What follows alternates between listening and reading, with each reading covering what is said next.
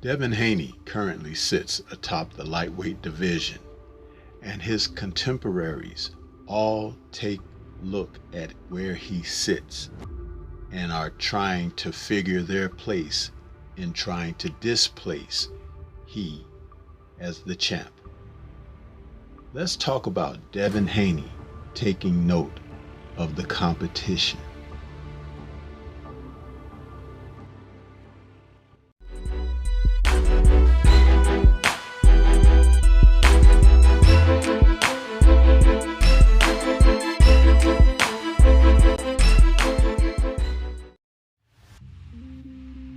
Boxing is due to become fun again.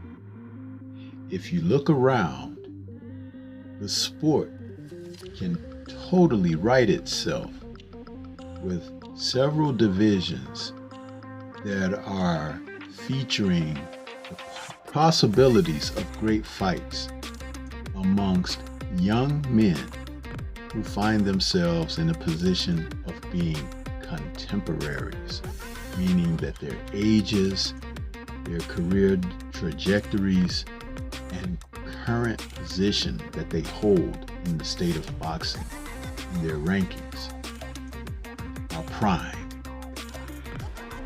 This video is about Devin Haney taking note of his competition.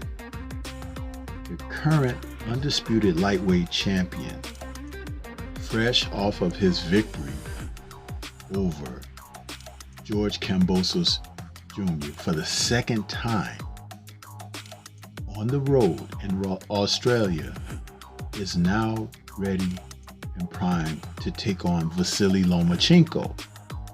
He who has avoided the likes of Devin Haney for several years, but now is in a position through the backing of Bob Arum to be pushed into a fight against Haney finally as a showdown.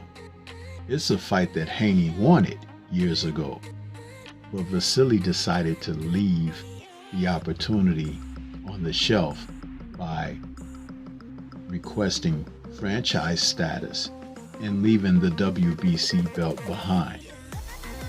That's how Devin Haney became the WBC champion. Many people forget that. Then you had other fighters in the division, such as Gervonta Tank Davis, who began to call Devin the email champion as an insulting manner of disrespecting his position, all the while not facing him himself.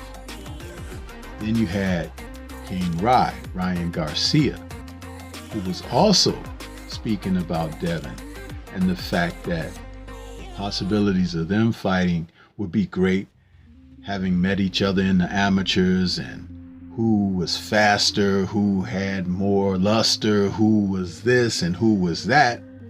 But still, Rye didn't want to face Devin Haney in the ring, nor has he faced any stiff competition of championship caliber in his career thus far. And also adding into the mix is Isaac Cruz, who, off of a loss to Tank Davis and going the distance, his fanfare and popularity rose a few ticks simply because he wasn't knocked out. And he made a reasonable payday against Tank Davis. And now he, like Triple G against Canelo, is only seeking Tank Davis again. Not because he feels he can really beat him, but because he didn't get knocked out and he made a lot of money doing it. Such is the case, but Devin is seeking out legacy. He's seeking that which will etch his name in the annals of boxing history going forward.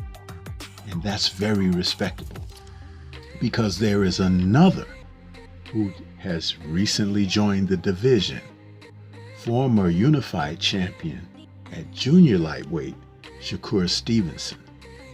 Stevenson is aspiring in the same manner of Devin Haney to be the best, and wants the best right off the bat. when the WBC at their recent convention mandated that Isaac Cruz face Shakur Stevenson, that demand was immediately met with resistance from the Cruz camp. They don't want Shakur Stevenson. And it's funny because Shakur, coming up, should be the type of opponent with a name and some prestige that they look toward. But it isn't because of Shakur's record and reputation. It's because of his skill set. Even though they lied and said that he would be running around and things of that nature, they are really concerned about the boxing pedigree that Shakur brings to the division, because the corners are now covered with Devin at the top and Shakur coming up from the lower weight. Great fights are going to be forced, or the fighters are going to be forced away. And at the end of it all is a great thought.